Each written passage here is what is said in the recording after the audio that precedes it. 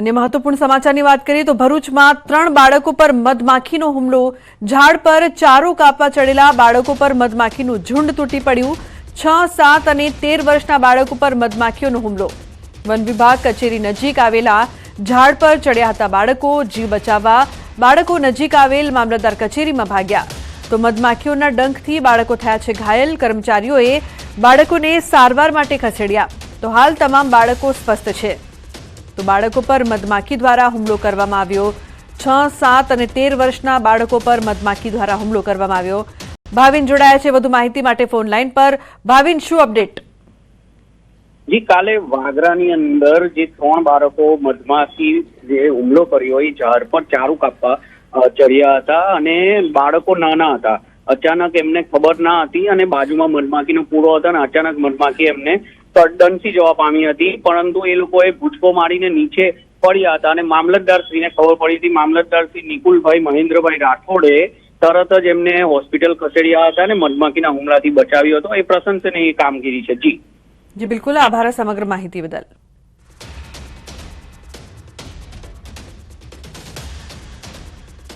તો છોટાઉદેપુરમાં ચોંકાવનારો અકસ્માત સામે આવ્યો છે। તંબુમાં ચાલતા ઢાબામાં ઘૂસી ધસમસતી કાર। પૂર ઝડપે આવેલી કાર ઢાબામાં ઘૂસી હતી। અકસ્માતમાં 3 લોકોને ઈજા પહોંચી છે। તો બોડેલીથી છોટાઉદેપુર માર્ગની બાજુમાં લારી પાસે બાંધેલા તંબુમાં કાર ઘૂસી ગઈ હતી। તંબુમાં કેટલાક લોકો નાસ્તો કરી રહ્યા હતા। એ સમયે જ પૂરપાટ આવેલી કારે લોકોને અડફેટે લીધા હતા। અકસ્માત સર્જીને કાર લઈ કાર ચાલક ફરાર થયો હતો। મહત્વનું છે કે છોટાઉદેપુરમાં ચોંકાવનારો અકસ્માત સામે આવ્યો છે, જેના સીસીટીવી દ્રશ્યો પણ સામે આવ્યા। તંબુમાં ચાલતા ઢાબામાં ઘૂસી ગઈ ધસમસતી કાર ફૂલ સ્પીડમાં સીધી ઢાબામાં ઘૂસી ગઈ હતી, જે દ્રશ્યો પણ સીસીટીવી કેમેરામાં કેદ થયા છે। અકસ્માતમાં 3 લોકોને ઈજા પહોંચી છે, જેમને સારવાર માટે ખસેડાયા છે। 10 साढ़े 10 बजे का टाइम होगा, 10-11 बजे के आसपास। तो मालूम नहीं, उधर से गाड़ी आया, अंदर घुस गया। ये कस्टमर का था, मैंने भगा दिया। उनको बोला भाग जाओ, गाड़ी आ रहा है, भाग जाओ। वो लोग किसी को पब्लिक तो किसी को चोट तो नहीं लगा। और दुकान में नुकसान है वो तो दूंगा बोल रहे हैं। लगा तो किसी को नहीं है, लेकिन खाली नुकसान हुआ हुई है। थोड़ा सा लगा है, बच गया। हाँ बच गया, वो तो बच गया। लगा तो किसी को नहीं, वैसा चोट तो किसी को नहीं लगा। તો વડોદરાના ડભોઈમાં હિટ એન્ડ રનની ઘટના બની છે। અજાણ્યા વાહન ચાલકે મોપેડને મારી ટક્કર। 21 વર્ષીય યુવકનું ઘટના સ્થળે મોત નીપજ્યું। તો Dabhoi statue of unity road પર બની છે ઘટના। ડભોઈ પોલીસ પણ ઘટના સ્થળે પહોંચી છે। યુવકના મૃતદેહને પીએમ અર્થે ખસેડ્યા। પોલીસે અજાણ્યા વાહન ચાલક સામે ગુનો નોંધીને વધુ તપાસ હાથ ધરી છે।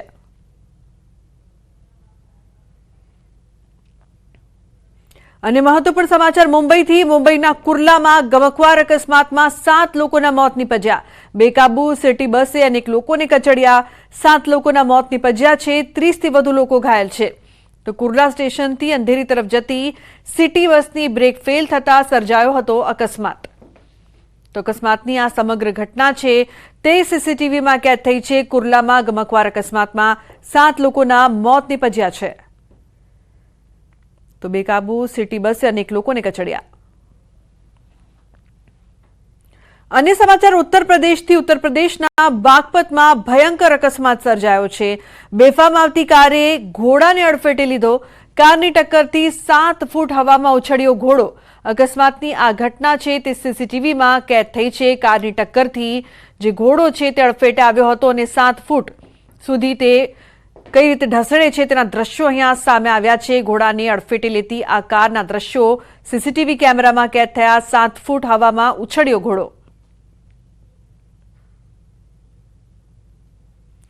સુરતના રસ્તા પર દોડી રહ્યું છે મોત। અનેક રિક્ષાઓ પાસે નથી ફિટનેસ સર્ટિફિકેટ। ફિટનેસ સર્ટિફિકેટ વગર ફરતી રિક્ષાઓ સામે આરટીઓ વિભાગે કરી છે લાલ આંખ। 45 થી વધુ ઓટો રિક્ષા ડિટેન કરવામાં આવી છે।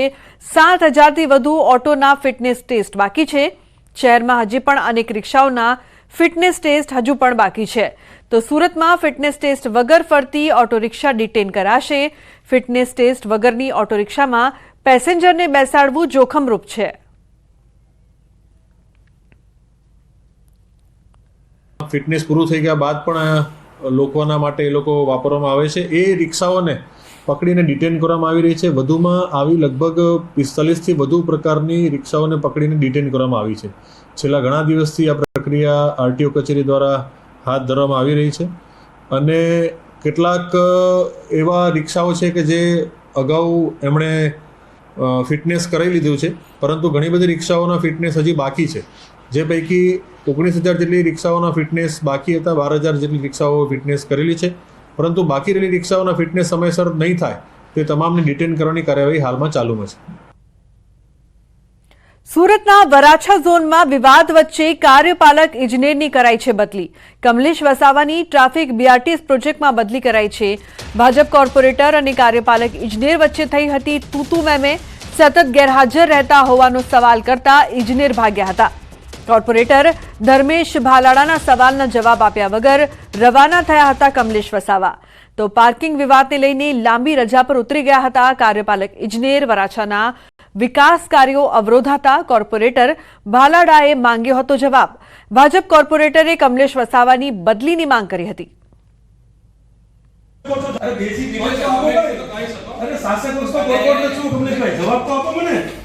મને ધર્મેશ ભરલા 15 નંબરનો કોર્પોરેટર છું. કમલેશભાઈ વસાવા અમારા કાર્યપાલક છે. મારી સાથે ચાલ, મારી સાથે નહીં જવાબ તો કમલેશભાઈ અરે બિલકુલ આપવો પડશે.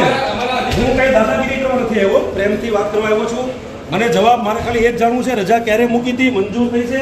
આ કમલેશભાઈ વસાવા જવાબ આપ્યા વગર આજે શાસક પક્ષનો કોર્પોરેટર છું, વોર્ડ નંબર 15 નો અમારા કાર્યપાલક છે કમલેશભાઈ વસાવા.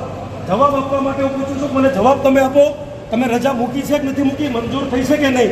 તો તમે જોઈ શકો છો જવાબ પણ નથી આપતા. પણ એ બધા છે, તમે રજા મૂકી, તમને રજા મળી છે કે નથી મળી? તમે કેટલા ટાઈમ આવો છો અહીંયા જોર ઉપર? તમે 3 દિવસથી જોર ઉપર કેટલો તમે બેઠા? અરે હાજરી પૂરી જતા રહો છો. મારી પાસે કમલા કેટલો તમે આ જોઈ શકો. તમે કાર્યપાલક છે વરાછા ઝોનના. આજે ભાગવાની તૈયારી કરે, જવાબ નથી આપી શકતા અમને. કેટલા દિવસથી અમે પ્રશ્ન કરીએ, જવાબ નથી આપતા અમને. આવા અધિકારીઓ કોઈ કામ નથી વરાછા ઝોનની અંદર. ટાઈમ પાસ કરે છે લોકો. અધિકાર કાર્યપાલક ઇજનેર કમલેશ વસાવા આજે શાસક પક્ષનો કોર્પોરેટર છું. જવાબ આપવા માટે એની પાસે સમય નથી. ઊભા જતો રહી છે અને દાદાગીરી પૂર્વક આ વિસ્તારનું કામ કરે છે. આવા લોકોનું અમારે કોઈ કામ નથી. અમે સંપૂર્ણ સક્ષમ છીએ સારા અધિકારીઓ પાસેથી કામ લેવા માટે. આવા લોકોનું વરાછા ઝોનમાં કામ નથી. માન્ય મેયર શ્રી આપને વિનંતી કરું છું કે આવા લોકોને તાત્કાલિક અહીંથી હટાવવામાં આવે.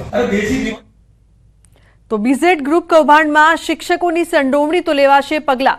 શિક્ષણ મંત્રી કુબેર ડિંડોર કડક ભાષામાં તેમણે વાત કરી. શિક્ષકોની ગરિમા લજવનારાઓને છોડાશે નહીં. છેતરપિંડીમાં કોઈ શિક્ષક સામેલ હશે તો પગલાં લેવાશે.